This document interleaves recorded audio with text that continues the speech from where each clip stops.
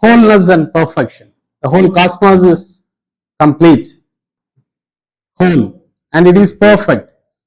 Your body itself is so perfect, mix of chemicals and energy, functioning in a tremendous way, maintaining consciousness, the life in your body.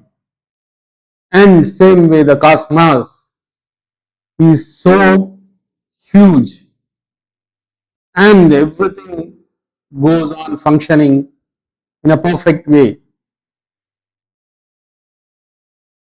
You had the atoms and molecules being made perfectly so that the earth becomes so hospitable. And this happened billions of years ago. From that, it has come to this stage. So everything is perfect.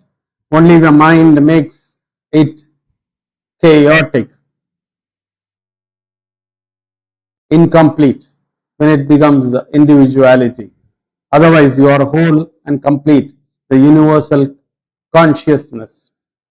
So God is wholeness, totality. When the clouds fade away, He stands revealed. This is by Ma Anand Mai. God is wholeness, totality.